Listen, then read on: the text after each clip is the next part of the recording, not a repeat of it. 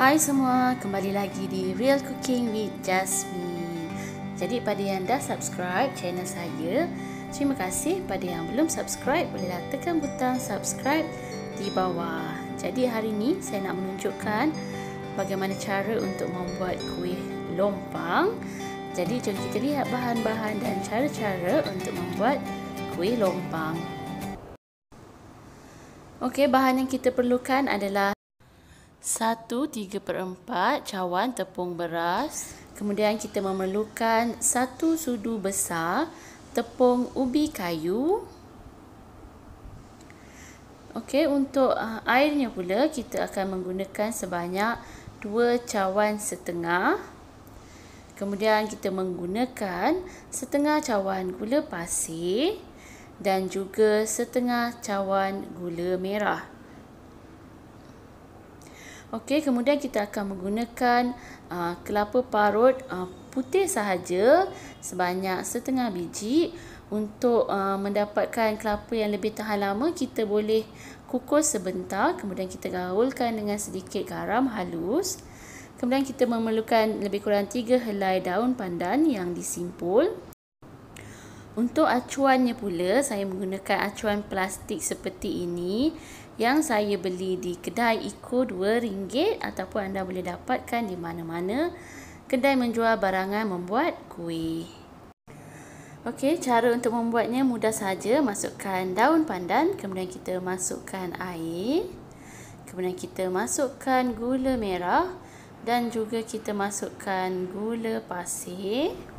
Kemudian kita terus jerangkan di atas dapur. Kita masak gula dan air ni sehingga gula betul-betul larut dan juga mendidih. Okey, bila dah mendidih macam ni, kita kacau-kacaukan sebentar, lebih kurang dalam 30 saat. Saya suka buat macam tu, just nak bagi daun pandan betul-betul dapat mengeluarkan aromanya. Kemudian selepas 30 saat, kita terus padamkan api. Okey, sementara kita menunggu air gula kita sejuk, bolehlah kita sapukan minyak di sekeliling acuan kuih lompang. Saya suka menggunakan tisu macam ni, just celupkan saja sedikit. Kemudian kita sapukan rata. Boleh juga menggunakan brush, tapi pastikan sapu dengan nipis sahaja. Okey, selepas air gula dah sejuk, kita tapiskan dahulu. Okey, setelah kita tapis, kita boleh terus masukkan tepung ubi kayu. Kemudian kita terus masukkan tepung beras sedikit demi sedikit.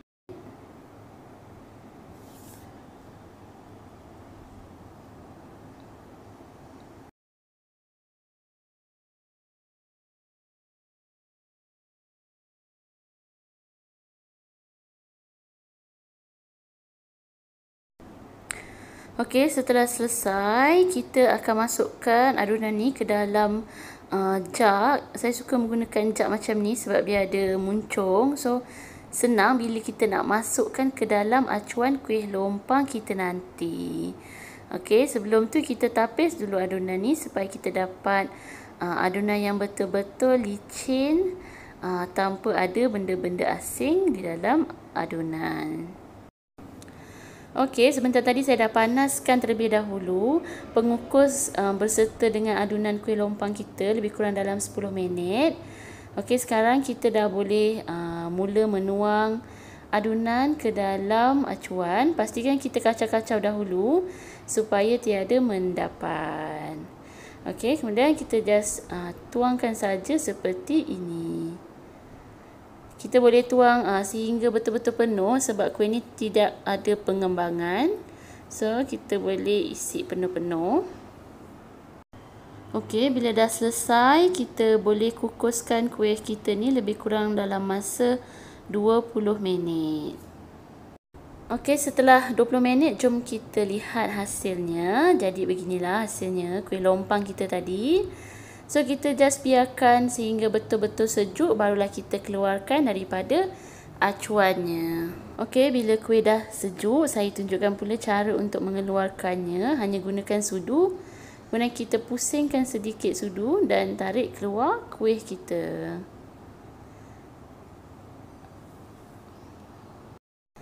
Saya tunjukkan lagi sekali, masukkan hujung sudu, pusing sedikit, kemudian kita tarik keluar. Okey, kemudian kita sediakan kelapa parut yang telah dikukus dan dicampurkan dengan sedikit garam halus untuk membangkitkan rasa kelapa kita ni. Kemudian kita just letakkan di atas kuih lompang seperti ini. Bila kita dah letakkan kelapa, kuih kita terus nampak cantik dan berseri sebab warna coklat gelap tu bertemu dengan warna putih. Jadi macam biasa, anda semua jangan lupa untuk mencuba resepi ni dan jangan lupa untuk like, share, komen dan subscribe. Bye.